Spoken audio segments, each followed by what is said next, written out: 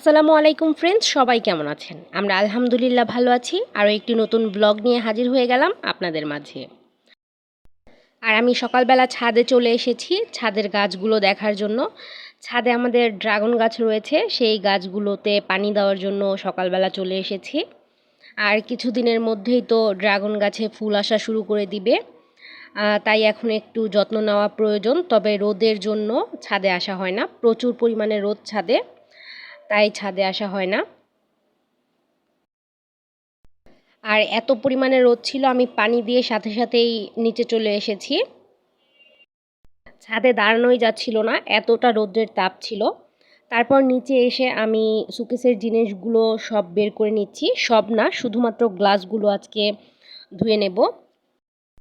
এতগুলো জিনিস একসাথে ধোয়া আমার একার পক্ষে সম্ভব না, তাই আমি শুধুমাত্র আজকে গ্লাসগুলো ধুয়ে নেব, পরে আবার বাকি জিনিসগুলো ধুয়ে নেব। আমি এখন গ্লাসগুলো বের করে তারপর পানিতে ভিজিয়ে রাখছি।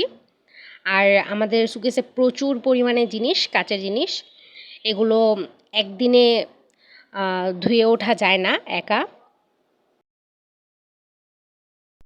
আর আমি 3টা বোলের মধ্যে পানি নিয়ে নিয়েছি। এই যে এগুলো ধুয়ে সাবান দিয়ে ধুয়ে এই পানিতে ডুবিয়ে রেখেছি। আরেকটা পানি নিয়েছি, আরেকটা বলে এইটা এখন ধুয়ে তারপর ওইটার মধ্যে দিয়ে দেব। তারপরে পরিষ্কার পানি থেকে তুলে তারপর ঝরা দিয়ে নেব।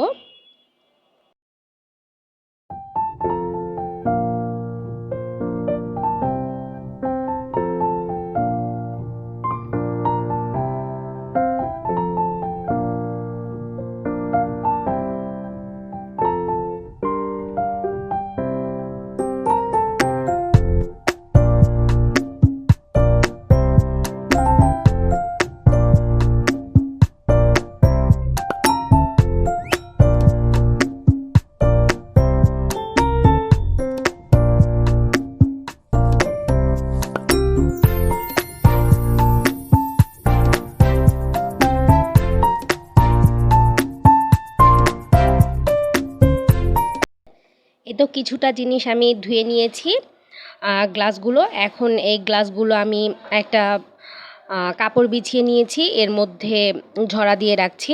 শুকিয়ে গেলে তখন আবার তুলে রাখবো।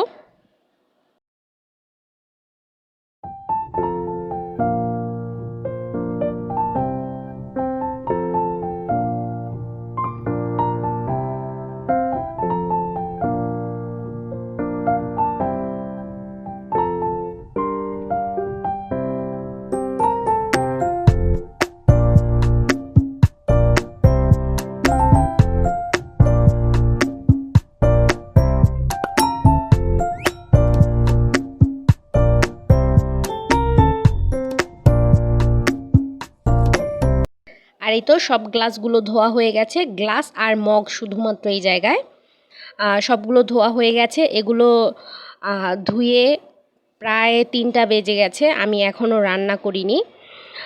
তাই এখন চলে যাব রান্নাঘরে, এগুলো ধোয়া শেষ। আর বাকিগুলো আমি কাল বা পরশু ধুয়ে নেব।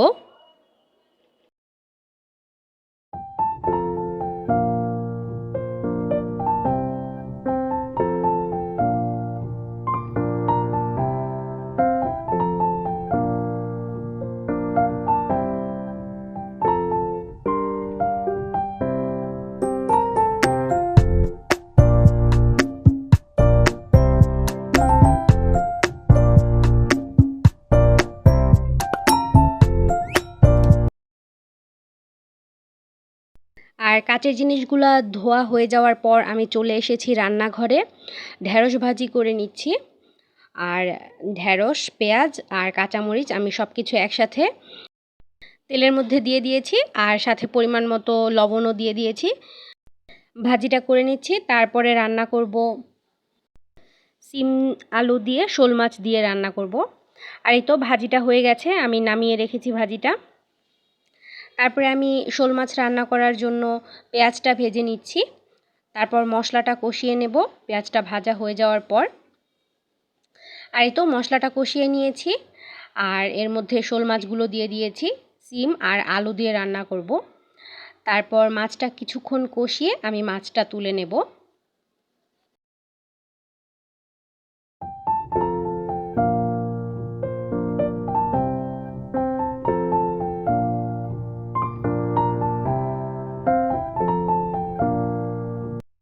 আর এই তো মাছগুলো কষানো হয়ে গেছে, এবার আমি তুলে নিচ্ছি। তারপরে এই মশলাগুলোর মধ্যে আমি সবজিটাও কষিয়ে নেব।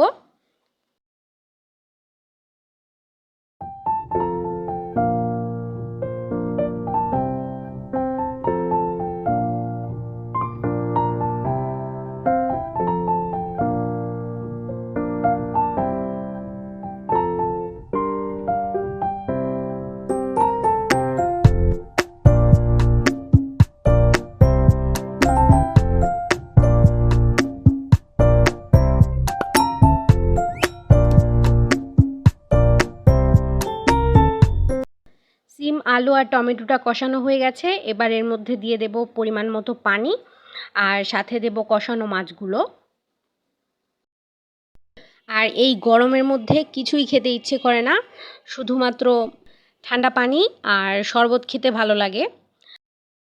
তবে সেহরিতে তো খাবার খাওয়াটা প্রয়োজনই, তাই একটা তরকারি রান্না করলাম আর সাথে ভাজিটা করে নিলাম। আর এই তো এবার মাছগুলো দিয়ে দিচ্ছি।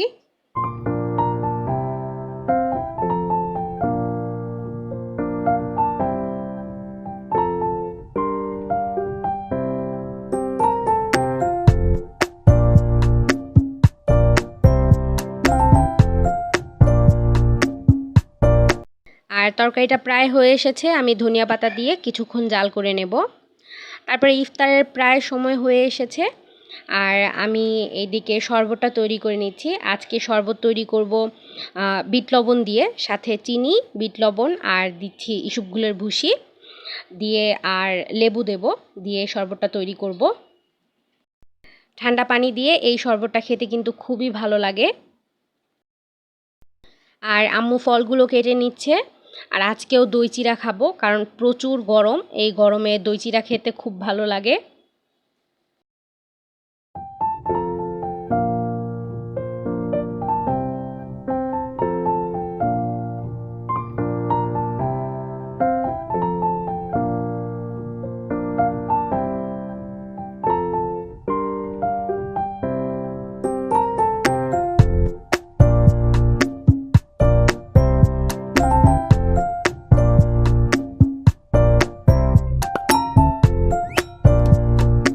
এদিকে আব্বু ইফতারি নিয়ে এসেছে, আর রায়হান নিয়ে এসেছে দই আর মাঠা।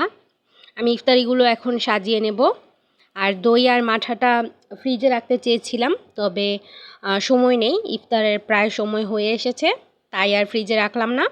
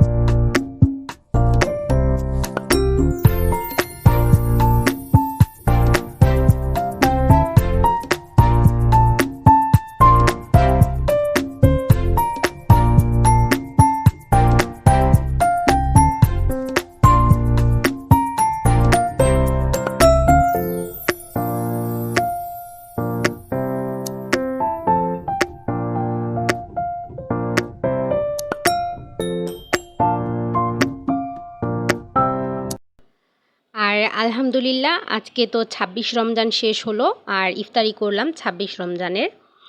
তারপর আমি মাঠাটাও ঢেলে নিয়েছি, মাঠা এনেছিল, এই যে মাঠাটা আমি মগে ঢেলে নিয়েছি। তারপর ইফতারি খাওয়া শেষ করলাম আর কি, ফল আর শরবত খাওয়া শেষ করলাম, শেষ করে তারপর সবাইকে দই চিড়া দিয়ে দিচ্ছি। এখন দই চিড়া খেয়ে নেব আমরা, দই চিড়া আর সাথে কলা। আর দই চিড়াটা খেলে একদমই পেট ঠান্ডা হয়ে যায়। আর এই তো আজকের ভিডিওটা এ পর্যন্তই। ইনশাল্লাহ আগামীকাল দেখা হবে নতুন আরও একটা ভিডিও নিয়ে। ততক্ষণ পর্যন্ত সবাই ভালো থাকবেন আর সুস্থ থাকবেন, এবং আমাদের জন্য দোয়া করবেন।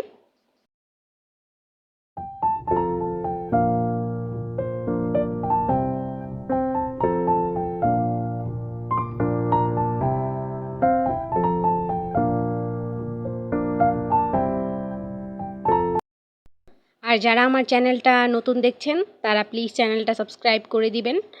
আর ভিডিওটি ভালো লেগে থাকলে অবশ্যই একটি লাইক দিয়ে যাবেন। আজকে এ পর্যন্তই। আল্লাহ হাফেজ।